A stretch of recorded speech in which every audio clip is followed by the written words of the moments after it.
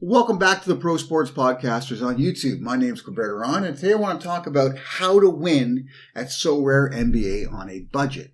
Because I'll be entirely honest with you, I could just win at Sorare NBA every single week by buying wins.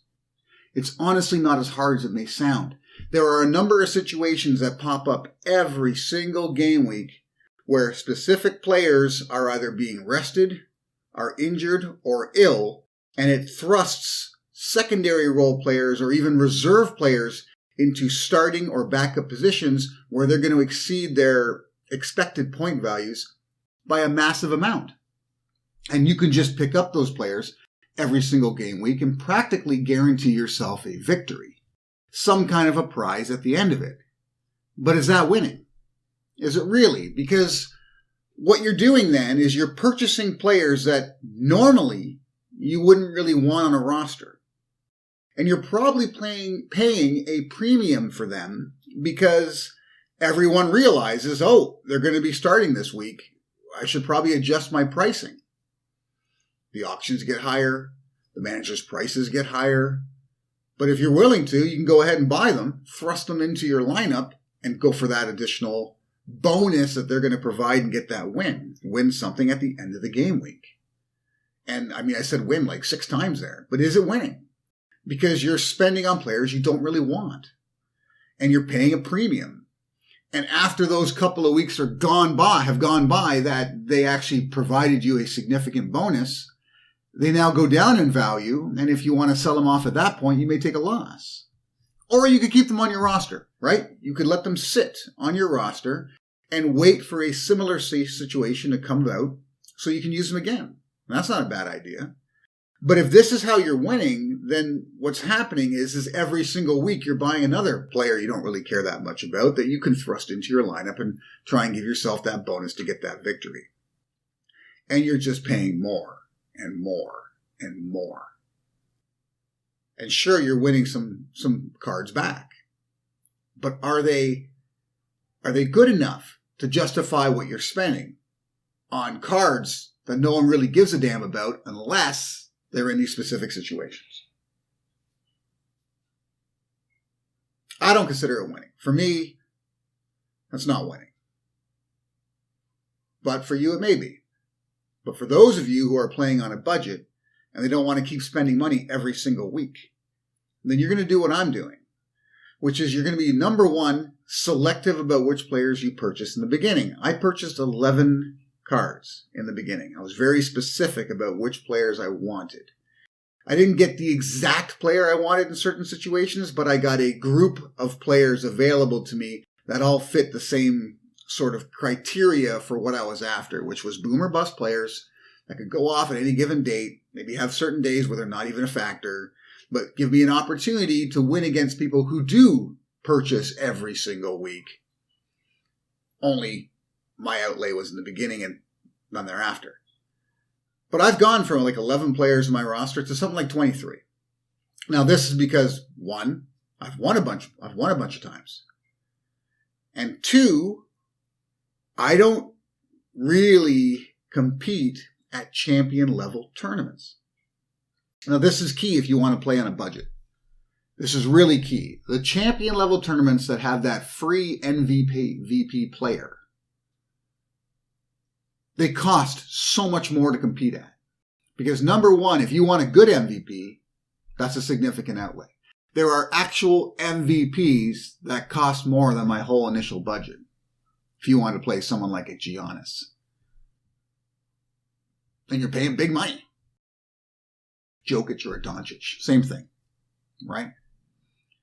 So let's just say you take that out of the equation. You look for a cheaper MVP. Well, you're putting yourself at a disadvantage by doing so.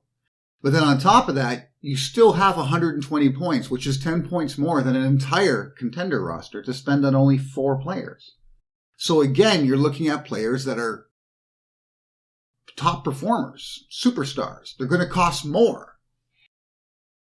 And if one of those players gets injured and you need to replace them, you cannot replace them with just some cheap player. No, you're going to have to replace them with, again, another top tier player in order to make use of those 120 points. So competing at the champion level tournaments It's very difficult and it's very costly.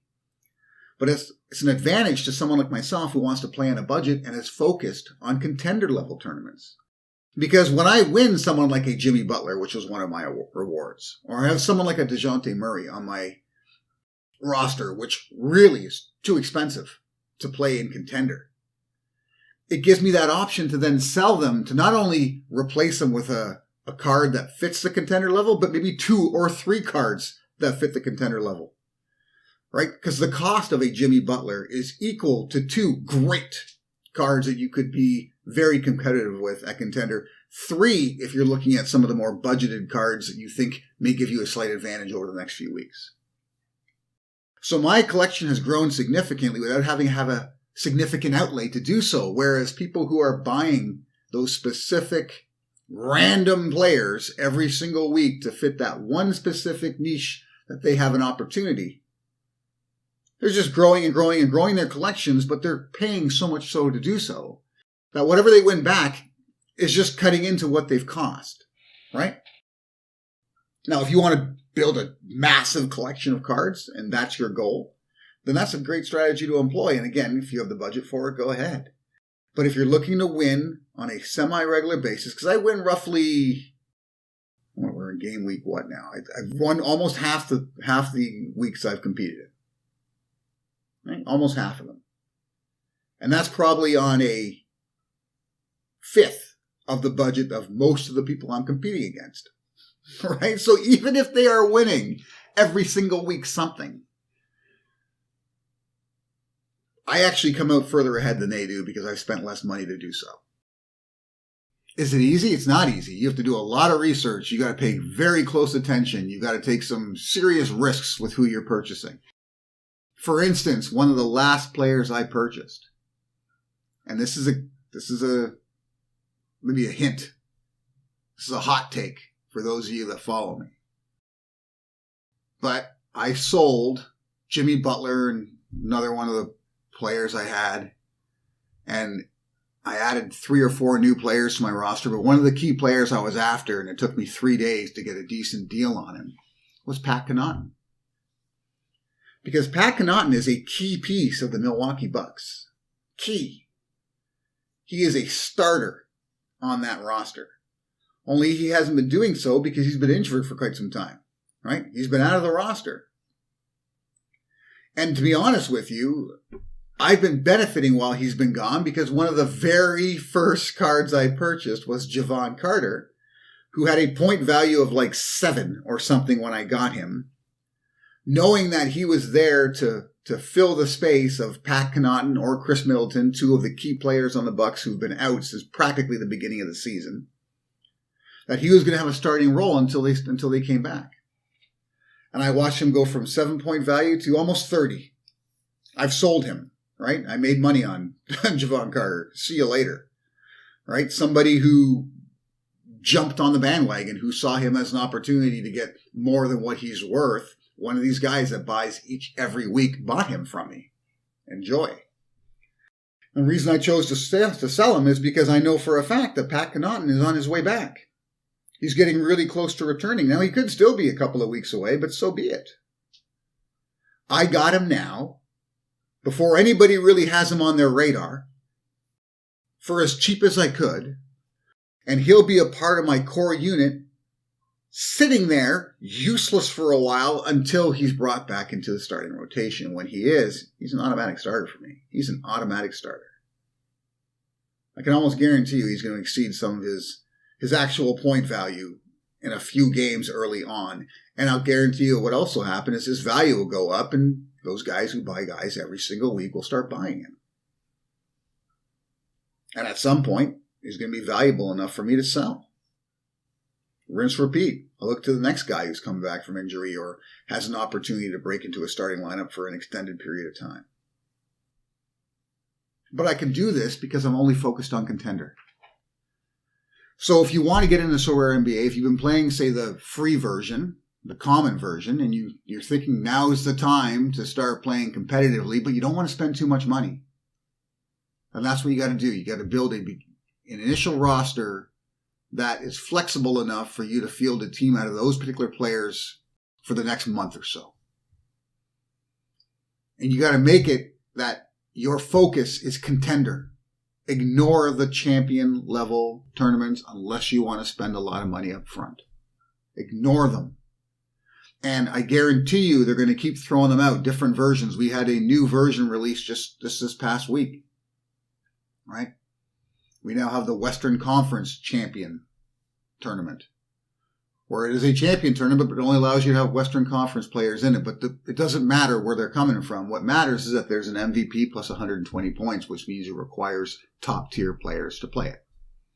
And with 2 of those available now at the limited level, you're talking about a huge budget to compete at all 3 tournaments: the limited contender, the limited champion, and the limited Western Conference champion.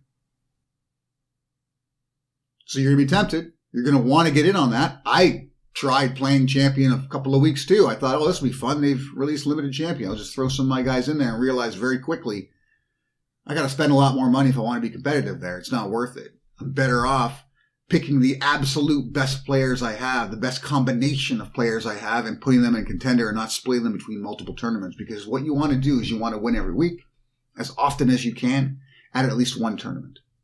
That's what you want to do if you're on a budget. And that's who I'm talking to today.